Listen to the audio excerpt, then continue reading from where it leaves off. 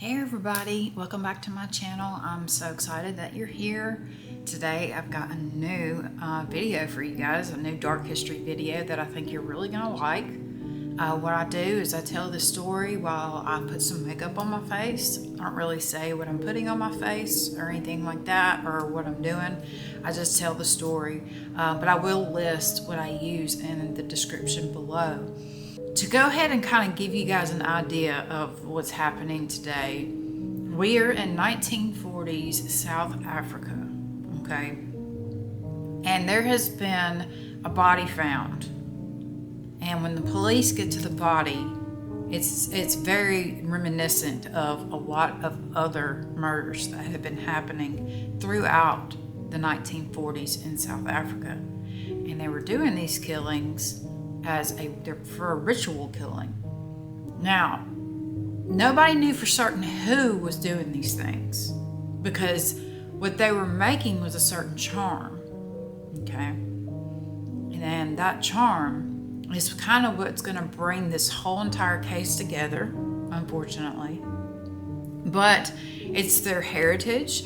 It's something they used to do back in the day, and we're going to get right down into it. So let's go ahead and get this party started.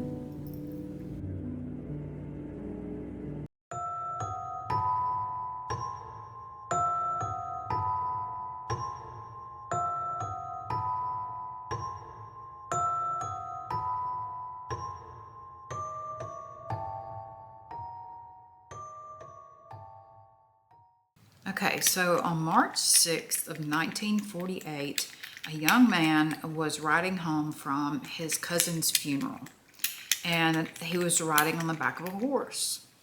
And the next day, they couldn't find him, but they found a body down by the pond. Now, when the police got to this body, they flipped it over, and they realized who it was, and it was this kid named Malik. Okay, and they didn't understand how he had gotten there, what had happened to him, but when they flipped him over, his lips had been cut off. The police, like I said earlier, they had been seeing these murders of people killing people and then taking their body parts. Now, there was a special kind of magic in this part of South Africa, and where we're talking about today. Okay, and I'm going to give a full-on disclaimer right now. Every single one of these names I'm probably going to pronounce wrong. So that's just full-blown my fault. It's just my accent. But we are in Lesotho, and which is also known as Bastille land. And the people that inhabited it were Bastios. Okay? And they had a certain kind of magic, certain kind of spirituality, where they would make a charm out of an animal horn.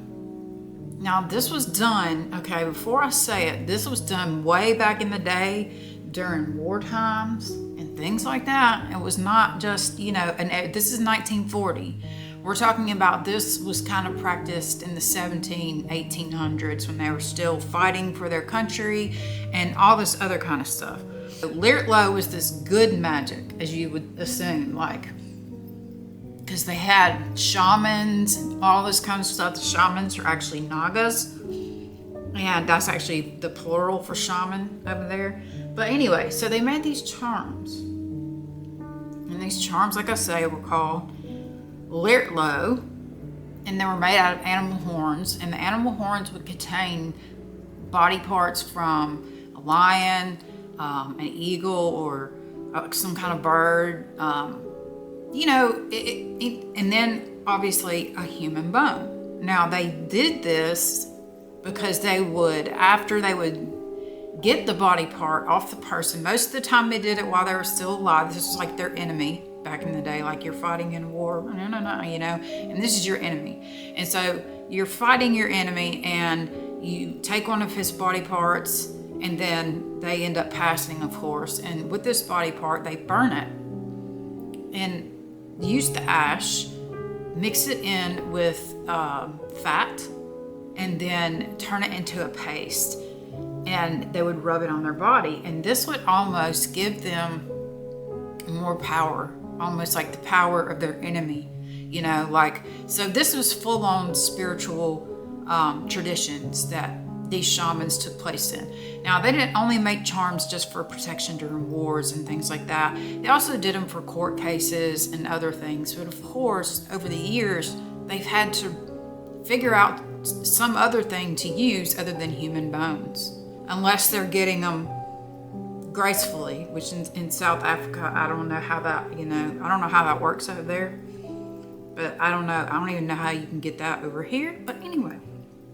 So, now they did have a name for the bad witches. Beloi, okay? Belois, those are bad witches. So, even the Lerotholi, even they knew that there was bad and there was good magic, okay? And the charm of the Lerotholi was, in their opinion, good magic. It was to help protect, it was to help ease burdens of people's lives. It was help to do all these things, right?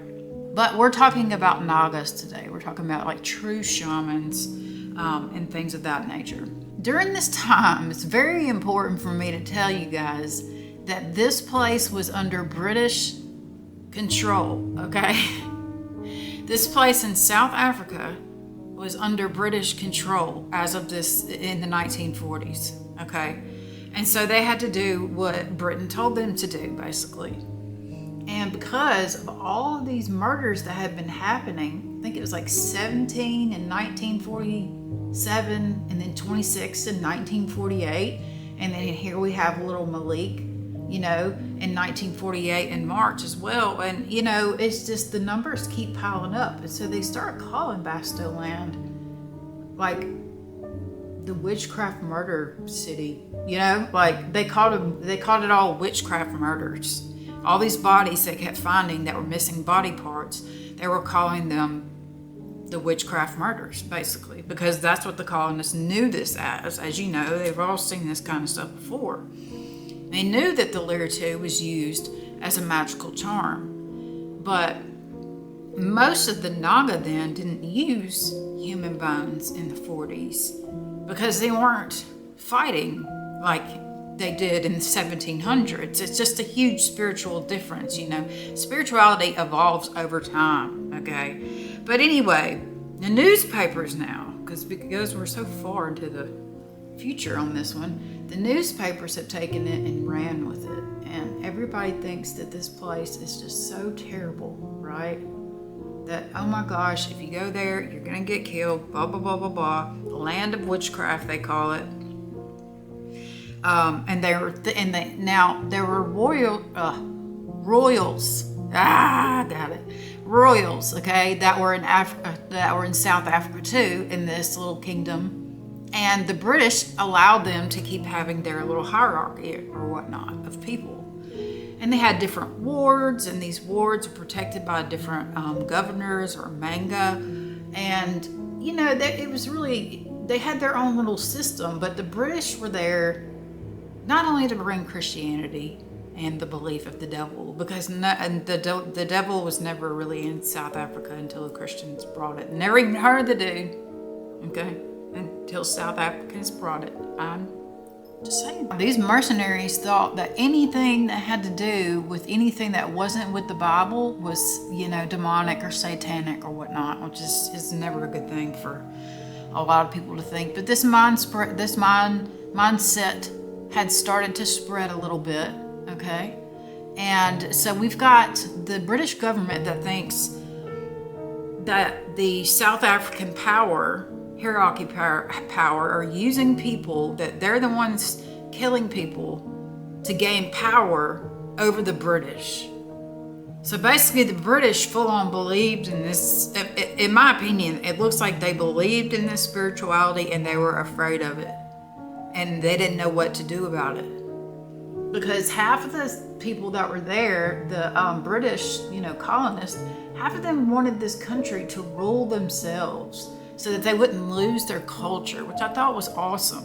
But then you have like the other side of people that were just like just not nice, you know, full-blown racist, was basically what I'm saying. Like, because you got British in South Africa, and they're looking at these people and they're thinking, with their spirituality, they're gaining power to take over us, basically. That's what they thought.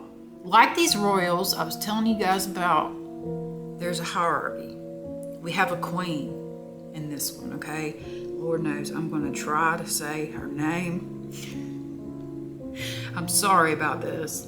But Mancebo Amelia Manceba Cecilio. Now, Manceba Cecilio was her husband. He was the king, but he actually ends up passing away. And so she becomes the queen regent.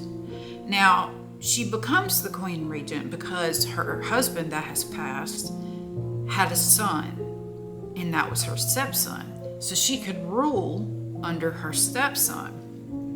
Now, there were a couple of guys that weren't too keen on her ruling because A, she's a woman. The Brits didn't like her because she was a woman and she had power, you know. And so, and of course, there's jealous people within the community saying that she shouldn't have this either, you know, but she makes the decision. She's like, I already entered this marriage as not in a loving way. Like, they did not get in this marriage in a loving way. It was like put together. Now, you know, she really doesn't have to do anything, as y'all say. Basically, she's going to rule under her stepson's name and all that. So just keep that in mind, okay? Now, another reason that they were kind of on the queen, at least the British were, because they had found a body, of course, and it was very, very close to the palace or whatnot. And this guy's name was Thulazizo Stephen Thobela. He'd been found 2 miles away from the Queen's palace. He was missing his head, his neck, jawbone, tongue, ears, and eyes. All gone. That's what I'm saying. When they kept finding these bodies, they were missing parts. And so it looked like that's what they were making, were these charms, right? And so the British, they weren't calling her out yet because she was queen, and it was kind of like looked down upon. You know, you don't call her out and stuff like that. And so they let that shit slide for a minute. I know y'all are probably like, who are we talking about today? Well, I'm gonna tell you. The king's brother, okay, his name was Bereng Lerotholi. We're gonna call him Bereng. There were 2 powerful guys. They were both governors. Like I say, Bereng was the brother to the king that was already passed away, and then a guy named Gabishane Mashupa. And they were both, these 2 guys were incredibly cultured. They went to amazing schools because, like I say, one of them was brother to the king.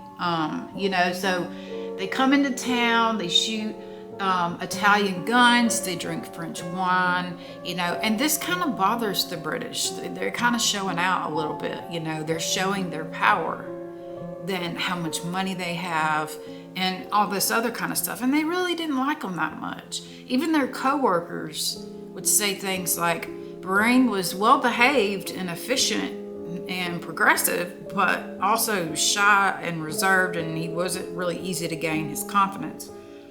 And like I say, he was also the brother to the ex-king, which will come up in just a minute. Gabishane was well-educated, temperate, anxious to cooperate, charming, defiant, and hostile. These are what their co-workers were saying about them, okay? And so even though they went around it with all these flashy things and all this stuff, they wanted more. You know, these 2 wanted more. Now, especially Bereng, because this is really what the whole entire trial is about. It's about Bereng, okay? Bereng sees this, when his brother died, tradition was the queen or the wife would marry the deceased brother. If he, or deceased, something like that. That was a law back then. And so Bereng thought this was his opportunity to get in, you know, he was like, you know, like I told you guys earlier, she kept the kingdom under herself, under the queen, right? And so, but he wanted to marry her, therefore he could have all the good things in life. Even though he was already a governor of a ward, like an entire little thing inside. I couldn't really find the wards on Google. I couldn't find much about this on Google. I have all this information just from a book. But these two guys wanted to be into the African government, in the South African government, point blank period. And Bereng thought this was his chance. He was like, I will marry her, blah, blah, everything will take that. Well, she was like, no. And I'm sorry, I'm smiling, but I am. Because she's like, no, bro, no. I have a stepson. I'm going to rule under him. So I'm going to turn you down and say no to that. And I'm sorry, but if that was me, if I had the choice to be queen, I would be queen. Point blank, period. So because she's ruling under her stepson, this really chaps Bereng's ass. It really does. Like, he's so bitter by the mid-1940s that he's literally looking for anybody to be on his side. Okay? And at first, Gabashain was not an ally for Bereng, okay? But they eventually would be. But right now, he was not. And it wasn't until he went on a train ride with the queen. He was like the lead, like the head person, assistant to the king before he passed, is who Gabashain was. So he was involved in the government part as well. And so he was with the queen one time on this train, and it was the Union of South Africa. This train surrounded this entire province, entire kingdom. Okay, so she's traveling on the train, and everything is fine until a ticket conductor comes over. Now, I will have to say this is a segregated train, racially segregated train. And because the ticket clicker guy asked the queen during her meal for her ticket, Gabashain picked up a huge handful of meat and shoves it into this dude's face. And it was like, here, you want some? Have some, basically. And the queen, you'd think, now he thought he was doing the queen a favor, right? He's like, oh, I cannot believe he would interrupt your meal like that, and blah, blah, blah. She's straight up embarrassed. You gotta think, the queen's a lady. She's a lady, You can't be going ham on somebody like that, especially she was like thinking, what if the railroad retaliates? What are we gonna do if they retaliate? You know what I mean? She didn't want war with nobody. She just wanted to have peace. Because as far up to now, she was ruling with the British that were there. They were ruling side by side. So, and it was working there for a while. And so, and even there was one point when Bereng actually assaulted one of his co-workers, and the queen didn't even take his side then. So that's how chapped his ass was, that the queen wasn't backing him.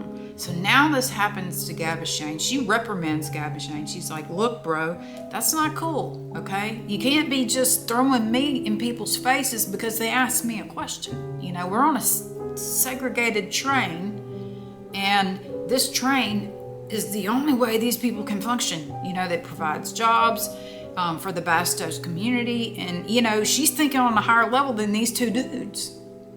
But yet they didn't want her to take rule because she was a woman. She makes good decisions, in my opinion. Yeah. So basically, now we got two guys that are pissed off at the queen. Am I right? Now they're gonna be super besties, okay?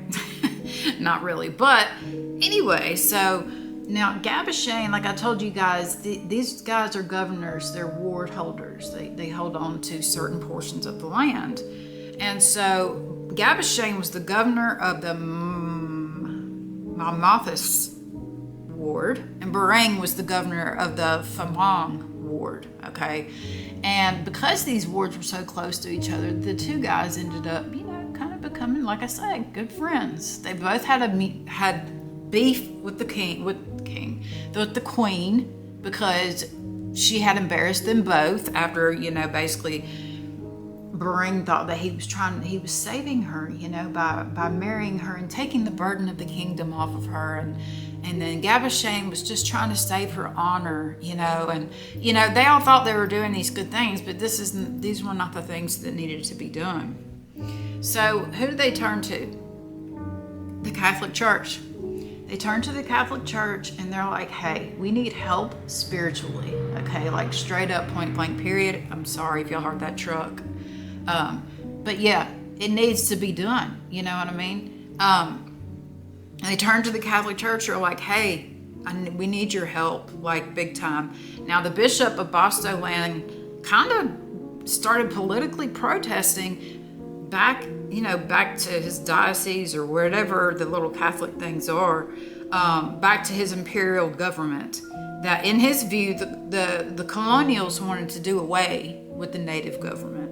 And this bishop did not like that idea at all. You know, I mean, I didn't like it either. You know, the whole point of first, I guess the British came to spread Christianity, and then now they're there to take control of their spirituality. It's just kind of bonkers, you know. And so even the bishop saw this happening and was like saying something, you know. So some of the, like I told y'all earlier, some of these British officials really wanted these people to govern their own land, you know. They were really gearing towards that, which is the reason why they went down there. But the unfortunate thing, they thought they could officially be self-ruled and thought that was right, but unfortunately others did not agree. They didn't. They belittled and threatened the local leaders, like the royals of South Africa, this little province. And the division got worse with the aggression from the Union, the Union of South Africa, the Train, because it was segregated and the Bastos people worked for it. They were having to endure racism on a daily basis. And so that started to rile up people. And it started to actually become kind of crazy down there by the Train, with the Bastos people against the Train people. And then there's British government, and then there's this other government. And it's almost creating an imbalance in the culture that they're like, which side do we go to here? You know what I mean? And it gets crazy, okay? So as these tension got worse, so did the killings. The serial killings that we keep seeing of the bodies of people that are being cut up. They found 17 that happened in 1947 and 26 that happened in 1948. I mean, finding that many bodies cut up, that's a lot. That's straight serial, with like no cool down. Like no chill ever, no cool down periods or anything. Is that everybody was still wondering what happened to the Thula guy, the first guy that they wanted to pin it on the Queen. And then they find Malik. And Malik's body is what starts this whole entire thing, okay? The British look at this as an opportunity to get rid of the royals, okay? And so when they find Malik's body, they say that his lips were sliced off. The medical examiner said this could have been murder or this could have been an accident. Now, a few facts about Malik. Malik was on horseback and his friends kind of rode ahead of him and like left him. And he could have had an epileptic fit because he had epilepsy. He had seizures. So he could have had a seizure, fallen off his horse, and landed into the pond. There's a lot of what ifs when we're going through this story. There's a lot of uncertainties. Because he also said his lips could have been cut, but also they could have been chewed off by crabs. As messed up as that sounds coming out of my mouth, his lips might have been chewed off by crabs. You know, there wasn't an absolute positive identifier from the medical guy about this, about whether it was a murder or whether it was an accident. But they do know that a piece was taken from them, and it was just like all the other killings in the area. So the police automatically were like, murder, this is murder, guys, this is murder. They heard murder come out of that man's mouth, and they started saying murder, okay? So they start talking, start asking people around, you know, and they actually try to pin it on this one Naga, this one group of shamans. And Lerotholi, he was a shaman. They started to blame him at first just because he's a shaman. So it's like, okay, he's the one taking the parts, Then they jumped to Malik's cousin, Malloy, okay? And Malloy, this is where it goes sideways, okay? This is Malik's own cousin, Malloy, was blamed. And Malloy tells a story. And this story is bonkers. He says that Bereng and Gibson contacted Malloy to murder Malik to provide parts for the Lerotholi, coveting the lips to promote their own political games. That's what the cousin said. That sparks the whole thing of, okay, the Lerotholi is bad. It's terrible. All right, we got to find out who's doing this, like ASAP. Then in July of 1948, they go and they start talking to Bereng and, of course, his bestie, and starts questioning them. And this is even kind of frowned upon by the community, the African community, because these guys are higher ups, Well, how are you going to mess with them, And so I guess when the British questioned them, they didn't like what they said. So they cuffed them right in front of everybody. Cuffed them out of their little mansions and took them to jail. Straight up, took to jail, okay? Now the police had the task of finding out, building evidence and things like that, okay? Even though the medical examiner did say at first it was murder, okay? Just keep in mind that a little bit later as we go through the story.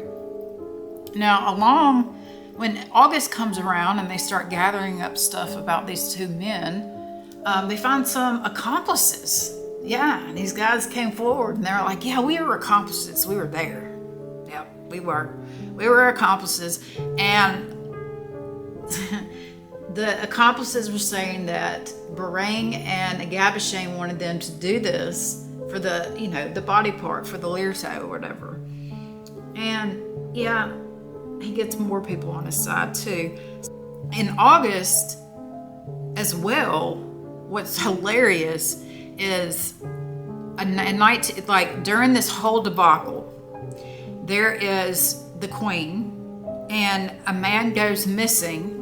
He's like a sheep herder or something like that, named Bereng Collie. He disappears near the queen's palace. Now, with the two guys in jail and accomplices in jail, the queen, they're like, okay, he disappeared near the queen. That's where we're going. They searched the queen in a very, very disrespectful way, she said. Like, it was not even right, like how they were talking to her whatsoever. And they arrested her children, okay? Guess what? Old dude had just got lost. He wasn't killed or anything. There was nothing wrong with him. He was not, he wasn't, he was just lost. And so they automatically assumed that, of course, this is, the queen had killed this guy. Even the British said, we have proof that you killed this guy. So that just already goes to show you how much power the British had, especially when it comes to the newspapers and when it comes to the courtroom. Because these men would be judged, but they wouldn't be being judged by their peers. They would be being judged by the British. And so here we are, August 3rd, 1948, and it is time for the preliminary trial. This is to see if they should even go to trial, okay? Now, a lot of new people are about to come up in this, and I'm going to try to get their names right, but I'm not going to promise anything. So, two of Gibson's half-brothers said that they were witnesses, and they had testimony to give, okay? And one of them's name was Mapshon Mashupa, was accusing Bereng of ordering Malik's murder and making them accomplices. So he actually admits to being an accomplice to this. His guy's half-brother, Gibson's half-brother, admits to being a part of this. And but you'll see why in a little while why he says these things. And so Michonne said that that they held a secret meeting where they met with Bereng and said that Bereng was like, look, I need a body part and I need it from somebody that's been killed, basically is what he says. So Mafone said, he went on ahead and said the next day, he went into more detail about how Malik was captured, okay, and then they rendered him unconscious, and then another accomplice was there and then cut off the lips of Malik. Okay, this is what Mashoni's saying. Another witness, Sipalami said that the mutilation was ordered by Bereng in person, but Bereng had said he rejected the lips because evidently the guy didn't bleed enough from his lips. Like, it wasn't enough for him. And evidently he was going to use these lips to gain political power, okay? And so you got two guys, one saying that they were there and that Bereng and Gabshane had actually initiated this. And so in the eyes of the law there, even if you order a hit, and just by ordering a hit, you are convicted of murder, pretty much, in South Africa.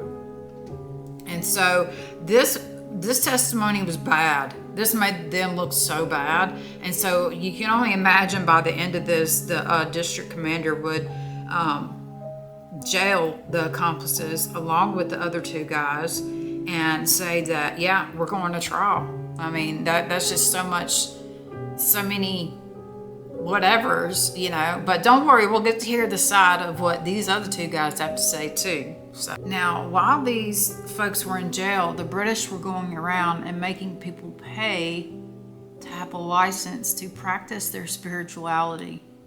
And if you think about it, this is just a way to keep up with who's doing what. They want to have names. Because, if you go and buy something, if you have to have a license, it's going to have your name on it. So that's basically a way for them to find out who all the Naga are. You know what I mean? And also a way to control them to not do it anymore, even though it was part of their culture. And yes, they did use human bones, but it's not like they were still obviously somebody was still using human bones, but they didn't know who. They're just going by whatever people are saying. They're saying that, oh, we've got witnesses from the neighborhood and we've got witnesses from the Crown, saying that they saw them out there and all this other stuff, and they just went on and believed it. And so they end up going to trial, and they had this judge come out of retirement for this trial. I don't know why they picked this guy. But anyway, so the judge, he was retired from the Supreme Court of Africa, and his name was George Sutton. They also had 2 native South Africans and 2 Europeans who would advise and translate during this trial, okay? By stale land, Attorney General Arthur Thompson is going to be the prosecutor. He's going to prosecute these 2. Now, each one of these guys, Bereng, he has a lawyer already. His name is NJ. And then we've got Israel Maziel, that's representing Gabshane. Okay. Now, first the prosecution comes out and starts talking about Lerotholi and what it is, what the charm is, and basically how he said 40 to 50 people were killed for this since the early 1900s. Their body parts were cut and taken, and had said how medical people, now maybe in other cases, yes, they were cut from the bodies, but in this specific case of Malik, they didn't know for certain if it was murder or if his lips had just been chewed on by crabs, which is a legitimate, you would think that. You would check that out. Are they chew marks? Are they slice marks? I mean, okay. So anyway, he's going and he's saying all this, how the blood and the parts are used. He's making it sound terrible. He's making it sound like it's something awful when it's really just their spirituality. So the biggest problem in the ring was a man named Robert O.G.G., something like that. And he was the medical examiner. Now, during this trial, the medical examiner was very, very sweaty. He was very uncomfortable. because he was starting to doubt what he said. He was starting to wonder, did this kid have an epileptic fit? If I can't say that right. If he didn't have this fit, if he did have this fit and fell off of his horse, hit his head, and his head and his face landed into the water, with him having a seizure, he has no control over his body, therefore he would drown, and then the crabs may come in and take pieces of his lips. He could not say for absolute certainty that it was a murder, like point blank period. You know, they cannot prove that it was a murder. The medical examiner said that he was so on the fence, until he finally said, the injuries I found on the body were caused by crabs. So then you gotta imagine both lawyers like jump up and they're like, okay, well, if it's not that, then what is it then? And then our guys are free to go. They should be free to go, you know what I mean? Well, not so much, because there was more. Like, it can't be our clients if he drowned. This isn't a murder. This, they should just declare this a mistrial, blah, blah, blah. They're still trying to figure out, was this witchcraft murder or was it an accident? The prosecution, they argued because the two lawyers both jumped up and were like, hey, if this guy just drowned, then we didn't do anything, which we didn't. They always stood by their innocence anyway. They never did anything. So the prosecution argued that Malik was really far off the path if he was going home. Okay. But you can also say that maybe his horse spooked, therefore sparking maybe a fit, and that as his horse ran, he fell from, there's so many different ways to say this, but they said that, but the prosecution said, no, someone unsaddled him and took him off that horse because we found pieces of his clothing or something. So it was obviously a kidnapping, trying to allude back to the fact that this kid was subdued and then killed, and then his lips were taken. With Michonne and Sothi, they retold their stories again on trial day in court, and they said it was straight up confidence, like it was something they full on believed. They retold their stories about how they were there and how they were ordered to do these things and all this stuff. And so now what is Bereng and Gibson going to do about this? So guess what? Gibson took the stand, and let me tell you guys, he didn't hold back. He went off on everybody, okay? First, he went after his accusers, saying that they were bad characters, okay? Then he described how the boy's lips were cut on the left side, according to the courts, when in actuality, in the pictures, it was the right side, so they weren't even saying the correct evidence. Then he alleged that his Buick that was supposedly seen at the scene was not his Buick because it was in the shop and being serviced at the time. He said to Michonne, he said, you're a liar by saying that, because Michonne was like saying, hey, I'm on good terms with my wife. You know how they got to ask them all those questions beforehand. And so Gibson was like, no, you weren't. You threatened to stab your wife with a knife. I had to come over there and take the knife away from you. And so now you're saying all this just to get back at me for trying to save you and you from your wife, basically, or your wife from you. Yeah. So he went off, and his rebuttal was a success to the defense team. Everybody's like, yeah, he just put so many holes in their story, But the problem came with the media. Unfortunately, the media is always there now, okay? And they wrote nothing of what he said, of what Gibson said, his rebuttal, wrote nothing about it. You can tell the British had control over this because they couldn't write anything about it. The only thing that they talked about was the stepbrother who went against him and the other person who went against him. That's the only thing that they told, and that's the only thing the British wanted them to tell, basically. And so, because it wasn't put in the papers, people still thought that these two top power guys were freaking doing witchcraft murders, okay? Because they didn't put that rebuttal in there, they didn't put any of the holes in the story into the newspaper, so everybody's thinking, oh my gosh, you know, the British, more likely than took that out, primed to disbelief the two governments, you know? They didn't believe probably didn't believe either side of it, or the two governors, excuse me. They didn't believe the two governors at the time. And so in the media, that just shreds you, as we all know. What they say in the newspapers is what people believe, other than what comes out of people's mouths. So that ended up being a problem when it came to the media at the time. So November 16th is Judgment Day. All the men, the two governors and their accomplices were all lined up in the court with a big metal plate with a number wrapped around it, which disturbed a lot of the people in the courtroom because this looked like a slave auction. This was how they did regular criminals. This isn't how they did people that were called governors and marinas and had wards and you know, were brothers to the king. That's just not how you treat them. It was a terrible image, and visiting a slave auction is what a newspaper said. No, they don't like it. They don't like it at all. This was common practice except for people of power. Basically, the courts were trying to treat them all the same. And so George Sutton said, Michonne was cross-examined in great detail and his evidence not shaken. Technically, though, it had been. Okay, just saying.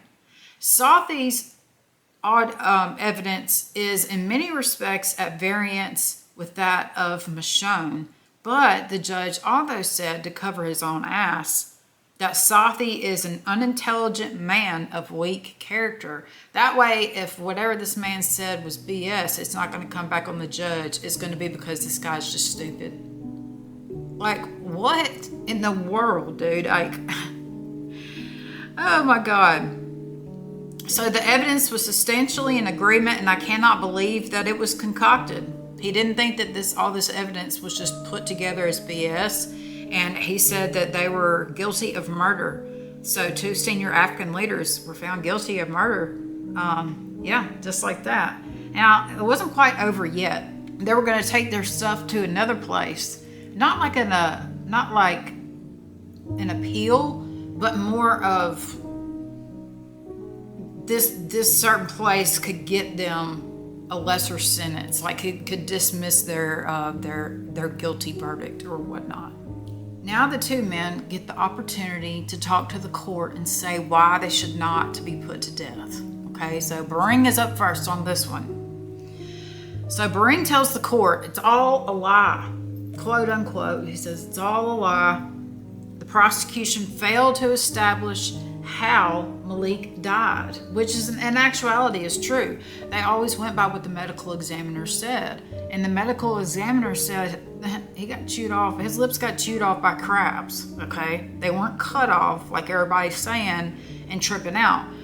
Okay, and so he ignored the sign around his neck, which did not bother him whatsoever. He said, and stood very proudly, I stand much higher than to condescend to such a thing.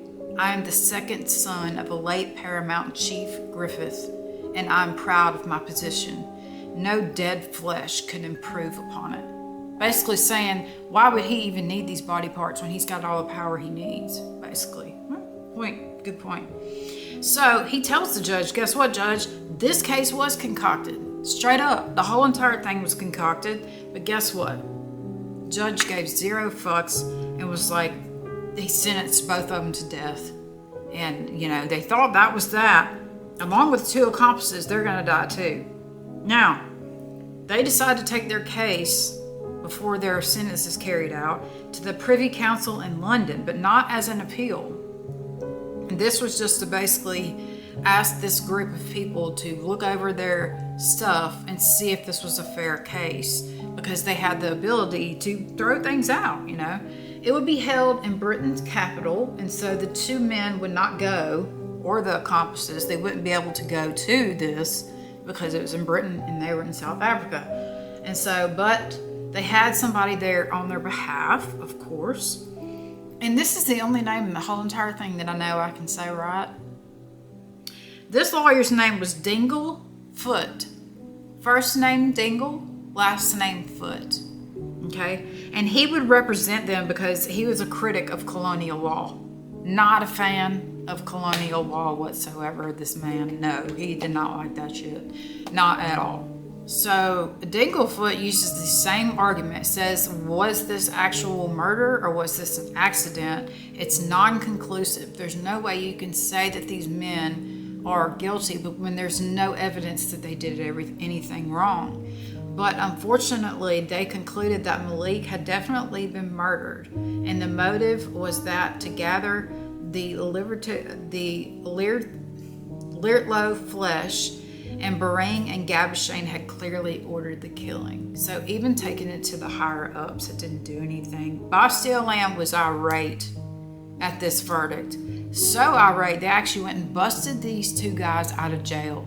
Yeah, like overpowered the guards and were like, hey, yeah, jail, yeah, we're gonna get you free, you two guys. But these two guys were stoic. They were like, you know what? I appreciate y'all coming up in here and freeing us, but we're gonna stay right here and we're gonna deal with what we've been dealt. Unfortunately, on August 3rd of 1949, Gibson and Bereng were hung along with the two accomplices. The press reported their deaths to show punishment to other people that if human body parts are being used, it's going to be a witch trial, which basically the media called it a witch trial.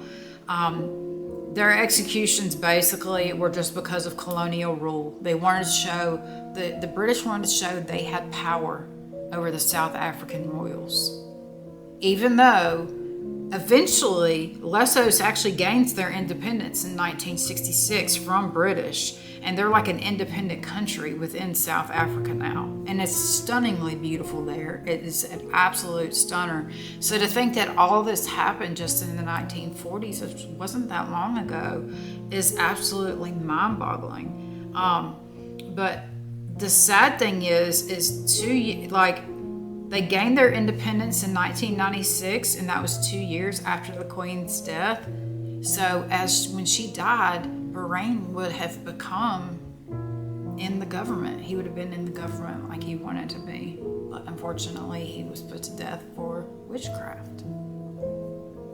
So that's our story of Bereng and Gibson in South Africa. And it's more political than it is anything else. But it's also racially motivated, definitely, especially back in this time. Definitely racially motivated. Anyway, I hope you guys enjoyed today's video. I really enjoyed making it. And like I always say, I love you guys. I hope you have an amazing week. And if nobody told you today, I love you. All right? See you guys later.